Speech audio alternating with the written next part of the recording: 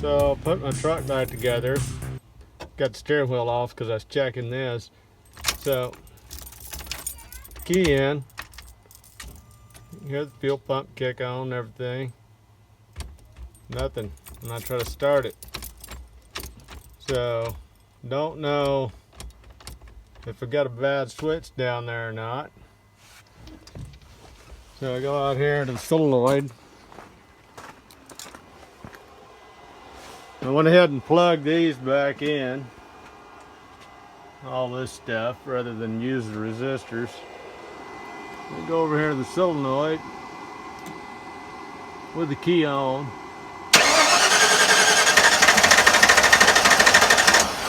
It tries to start. It started a couple times and ran terrible. So now I got to figure that out. Okay, so now I've taken the ignition switch out, so the key doesn't do anything. So you take this thing. So there's your run position. Nothing's coming on. I'm gonna turn that. All right. So now I'm gonna flip it. So now all our accessories are on. Now the truck's running. So that tells me this rod here is not engaging. So we turn that off. This will be your accessories. So turn that off. And when you turn your key, here, the rod's going back and forth. There you go. So that plastic rod is not going far enough. You should go all the way down to the end of that hole there, that slot.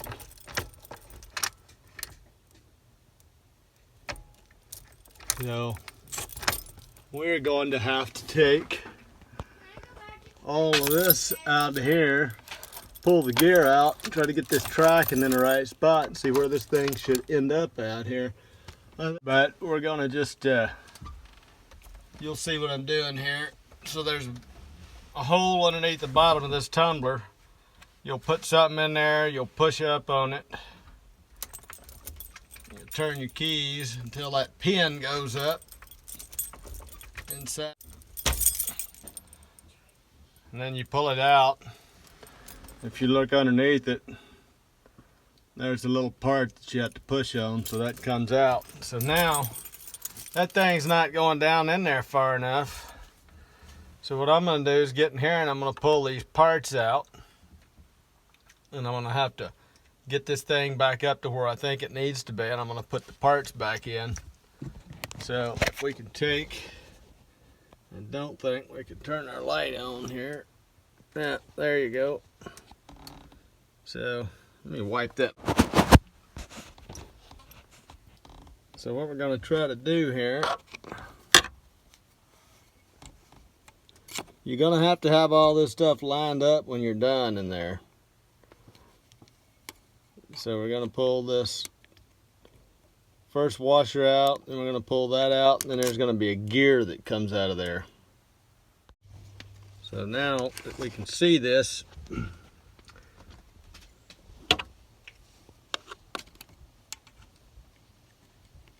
be real careful when you grab it around the edges. You're going to pull this thing out.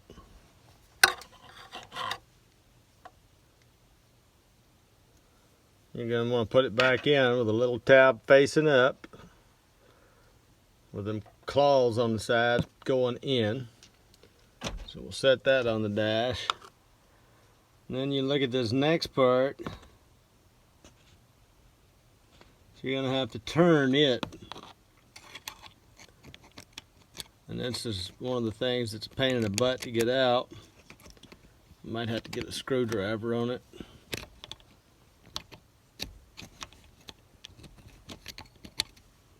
So there we go.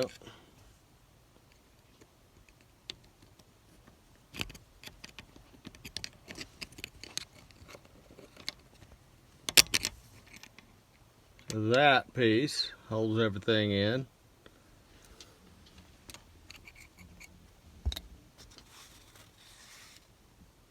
Now that's just a flat piece of metal. So we'll put that back up there. And then here's that gear that I ended up getting in the wrong position. There's a screwdriver in there so we can turn it. So this is as far as it was coming out. So I think what I need to do is get that up there. I turned it all the way, pushed this all the way in until that last tooth on that cog engaged with the last tooth on that slider. So now we're going to put this back in there.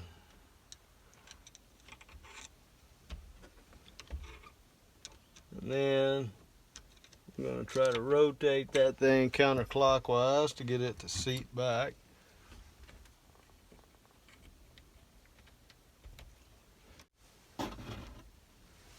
And we're going to put this piece back.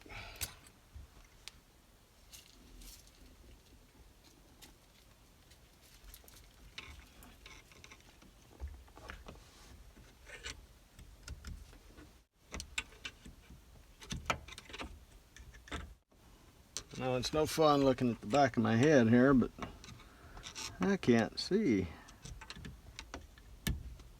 I think that's it right there.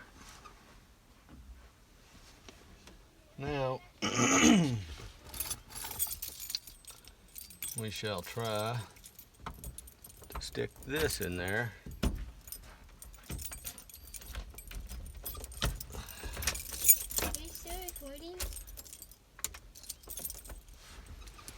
That should be looking good. So now I'm going to bolt this back up and we're going to try it.